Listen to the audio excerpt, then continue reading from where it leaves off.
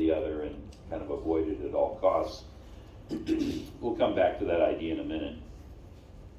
But anyway, Asbury is named after Francis Asbury. For most Australians, that wouldn't be known, and nor would you know who Francis Asbury was, but he was actually a man who was discipled and trained by none other than John Wesley, the John Wesley, who rode more than 250,000 miles on horseback and preached the gospel widely in America, but even more widely in England. He averted the French Revolution, finding its redux in England because of his preaching, and he led to the emergence of a whole new understanding of Christianity within England. So Asbury, both university and seminary, are named after Francis Asbury, the disciple of John Wesley. And Asbury has been the site of a number of outpourings through the years. In the 20th century, there were 7 major outpourings of the Spirit that occurred at the Asbury campus. The last one of the 20th century occurred in 1970. Now that's an important year that I'll circle back to in a second, but I'll just say this: it fed into the Jesus People Revolution. Which, how many people here saw Jesus Revolution when it came out? Yeah, I thought I'd have the right crowd for that. And so the Jesus Revolution, the hippie revival, whatever you want to call it, that was the Jesus People movement. It actually emerged out of the Asbury outpouring of 1970. Many people don't know that. So anyway, February 8, 2023, this outpouring begins, and it runs for most of the month of February before the administration said, hey, we got educating to do here. That's what we do. It's nice to be a revival center, but we actually want to be in the educational business. And so they literally closed down the revival, stopped allowing the meetings to happen, and everybody went back to the books. I'm not saying that was bad or good, I'm just saying that's what happened. They did, however, make provision for the revival to move, and they found an alternate venue. And I haven't really heard how well that's going, which probably means it's not going all that well. But anyway, there was an outpouring there in February. On February 12th, 4 days after the Asbury outpouring began, Super Bowl 57 happened in the United States. For those who don't know, the Super Bowl is kind of the major playoff between our major league. We call it football too, but it's a different sport. So anyway, we had our football playoff. And what was interesting about the Super Bowl this year is that the Kansas City Chiefs won. And just because of the ubiquity of the internet, and because, again, this is the kind of house, the kind of crowd where people would be tracking these things, many of you would know that Bob Jones, the prophet who died in 2014, so 9 years ago, he had given a word while he was still alive, and many years before, that the day would come when the Kansas City Chiefs would win the Super Bowl again. Now, interestingly enough, the last time they won the Super Bowl before these events that we're talking about had been in 1970. An interesting year, don't we think? And he said that when the Kansas City Chiefs won again, God would be putting his apostolic chiefs on deck. Now, it's kind of a mixed metaphor because football is one game and baseball is another, and on deck is language that applies to baseball. But anyway, the Chiefs would be, as it were, lined up, ready to play. And as it worked out, the Kansas City Chiefs won in 2020, 50 years later. 50 years later. But Bob had also said that they're close by, but not sequentially. Very important because of all the hoopla about Donald Trump in 2 successive terms. Just set all that to the side. We're not going to talk about Trump at all. Close by that first win would come another win.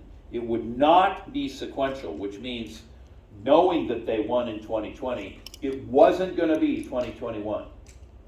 But close by it, there would be another win. And when that happened, now the Chiefs would no longer be on deck. They would be, as it were, turned loose into the world. And on February 12th of this year, the Kansas City Chiefs won their second Super Bowl after a 50-year drought. Now, these are what we call signs and wonders that are of a prophetic variety. And the scripture says that in the last days, God will give signs in the heavens above and on the earth beneath. And so, what better way than to take something that has as much visibility as the Super Bowl? It's estimated that around the world, more than 2 billion people watch the Super Bowl when it is being played. So much of the earth would have been paying attention to this. Although, as with many things, some have eyes to see, but they don't actually perceive. And some have ears to hear, but they don't understand. So many people would have watched these twin Super Bowl games without really understanding that there was prophetic intent within them. All right, so these two things happened in February of this year, Asbury and Super Bowl 57. Another interesting thing happened in February of this year, and that was the release of the Jesus Revolution movie.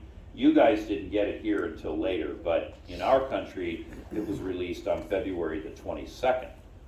And the Jesus Revolution movie documents the emergence of the Jesus Revolution, the Jesus people, and all that goes with that. And it particularly showcases a man named Greg Laurie, someone who probably wouldn't have been well known around here because he doesn't come out to Australia. But Greg Laurie's an interesting guy. Lonnie Frisbee appears in that movie. Not in person, he's dead. But somebody playing him, actually the guy who plays Jesus from The Chosen, he represents Lonnie Frisbee, or plays the role of Lonnie Frisbee. But Lonnie was a signal player, actor within that Jesus People revival, and it is, I would say, pretty widely accepted that he, together with Chuck Smith, who was the founder of the Calvary Chapel movement, they too were the primary catalysts of the Jesus Revolution when it actually occurred, starting in 1970. And Lonnie had given a word to Greg Laurie. It's featured in the movie that when he first met him, he'd seen that Greg would be a major revival leader. And I'll just tell you that every summer in the United States, so right now, because in the Northern Hemisphere it's summer, every year Greg goes on the road. He travels around the United States. He rents stadiums, baseball fields, whatever, and he holds rallies to which tens of thousands of people come. In fact, during COVID, when you really couldn't gather very easily, he went to Louisiana and he rented the Louisiana Superdome. And it seats just about 100,000 people. He filled it during COVID. It was in a red state. Wouldn't have worked in Victoria.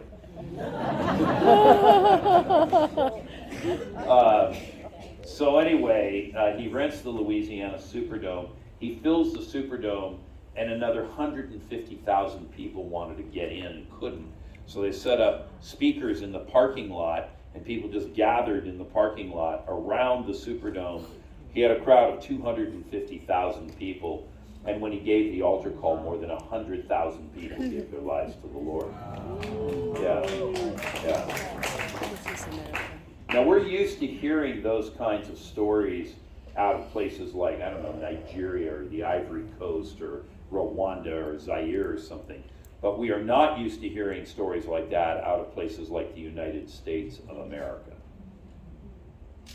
And so, anyway, Greg has stayed faithful to the word that he got from Lonnie all the way back there, circa 1970, maybe it was 71, but anyway, back in that era. And today he has one of the largest churches in the United States, but it's not one of the really high-profile churches led by flash and glam charismatic preachers. And I will use the word charismatic here as opposed to pneumatic, because I'm not sure that many of these charismatics are pneumatic, if you get my drift. But anyway, Greg has this enormous church, and he's been faithful, and I know Greg a bit. He's never been a close friend, but I know him a bit. But I knew Lonnie Frisbee quite well. and traveled with him for about a year when he was alive.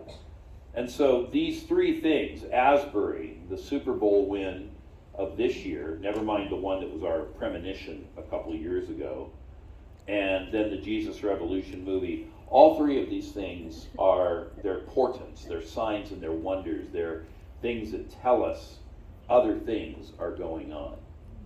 And we need to be paying attention to those.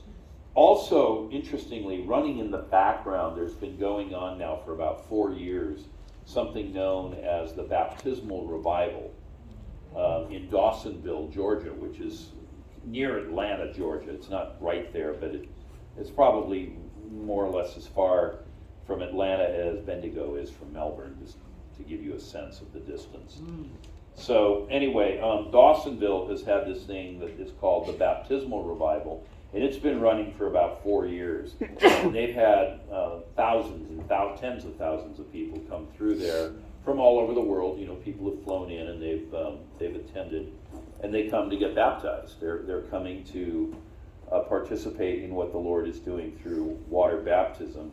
And in fact, there's been a big emphasis on baptism that's been resurging, I would say, in most Christian circles, in most countries, for roughly the last 4 years. I think Dawsonville is, if you think of an icebreaker going through, Arctic ice, this is the bow of the ship, and they're breaking ice is what's going on.